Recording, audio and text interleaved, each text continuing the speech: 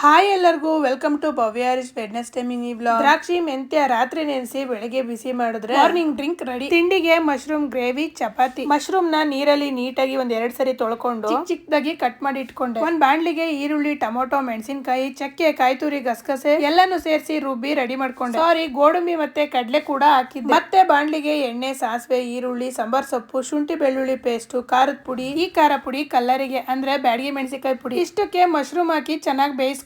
ಯಾಕೆಂದ್ರೆ ಮಶ್ರೂಮ್ ಬೇಗ ಬೇಯಲ್ವಲ್ಲ. ಸ್ವಲ್ಪ ಬೆಂದಿರೋ ಮಶ್ರೂಮಿಗೆ ಖಾರದ ಪುಡಿ, ಅರಿಶಿನ ಪುಡಿ, ರುಬ್ಬಿರೋ ಮಸಾಲೆಗೆ ಕೊನೆಗೆ ಒಂದ್ ಸ್ವಲ್ಪ ತುಪ್ಪ ಹಾಕ್ತೆ. Gravy ready. ಇದ್ರ ಜೊತೆಗೆ ಚಪಾತಿ ಹಿಟ್ಟು ಕೂಡ ರೆಡಿ ಆಯ್ತು. ಮಶ್ರೂಮ್ಗೆ ರುಬ್ಬಿರೋ ಮಸಾಲೆ ಹಾಕುದ್ವಲ್ವಾ, ಆ ಮಸಾಲೆ ಬೇಯುವಾಗ ತಳ ಹಿಡಿಯೋದೇ ಜಾಸ್ತಿ. ಹಾಗಾಗಿ ಸ್ವಲ್ಪ ತಿರುಕೊಂಡು ಮಾಡ್ಬೇಕಾಗುತ್ತೆ. ಭುವನ್ಗೆ ಸ್ಕೂಲಲ್ಲಿ ಸೈನ್ಸ್ ಎಕ್ಸಿಬಿಷನ್ ಇರೋದ್ರಿಂದ ಒಂದ್ ಮಾಡೆಲ್ ಬೇಕಾಗಿತ್ತು. ಹಂಗಾಗಿ ಸಿಟಿಗೆ ಹೋಗಿದ್ವಿ. ಬಸಟಿ ಕೊಪ್ಲು ಅಥವಾ ನಾಕಂಟೆ ಬಾವಿ ಆ ಏರಿಯಾದಲ್ಲಿ ಒಂದು ಇಂಡಿಯನ್ ಆರ್ಟ್ಸ್ ಅನ್ನೋ ಒಂದು ಶಾಪ್ ಇದೆ. ಇಲ್ಲಿ ಸ್ಕೂಲ್ ಮಕ್ಳಿಗೆ ಬೇಕಾಗಿರೋ ಎಲ್ಲಾ ಪ್ರಾಜೆಕ್ಟ್ ವರ್ಕ್ ಗಳಾಗಿರ್ಬೋದು, ಸೈನ್ಸ್ ಎಕ್ಸಿಬಿಷನ್ ಬೇಕಾಗಿರೋದಾಗಿರ್ಬೋದು, ಎಲ್ಲಾ ಮಾಡೆಲ್ ಗಳನ್ನು ಕೂಡ ಇಲ್ಲಿ ಮಾಡ್ಕೊಡ್ತಾರೆ. ಅಲ್ಲಿಂದ ಸ್ಮಾರ್ಟ್ ಬಜಾರ್ ಮನೆಗೆ ಬೇಕಾಗಿರೋ ಒಂದಷ್ಟು ಐಟಮ್ಸ್ ಗಳನ್ನೆಲ್ಲ ತಗೊಂಡು ಸೀದಾ ಮನೆ ಕಡೆ ಬಂದು ಬೆಳಿಗ್ಗೆ ಮಾಡಿರೋ ಮಶ್ರೂಮ್ ಗ್ರೇವಿ ಸ್ವಲ್ಪ ಹಾಗೆ ಇತ್ತು. ಏನ್ ಮಾಡೋದು ಅಂತ ಯೋಚನೆ ಮಾಡ್ತಿದ್ದೆ. ಇದ್ರ ಜೊತೆ ಗೀ ರೈಸ್ ಮಾಡ್ಕೊಂಡ್ರೆ ತುಂಬಾನೇ ಚೆನ್ನಾಗಿರುತ್ತೆ ಅಂತ ಅನ್ನಿಸ್ತು. ಹಂಗಾಗಿ ಗೀ ರೈಸ್ ಮಾಡ್ಕೊಂಡೆ. ರಾತ್ರಿ ಊಟ ಮುಗೀತು. ಸಿಗೋಣ ನೆಕ್ಸ್ಟ್ ಮಿನಿ ಬ್ಲಾಗ್ ಅಲ್ಲಿ.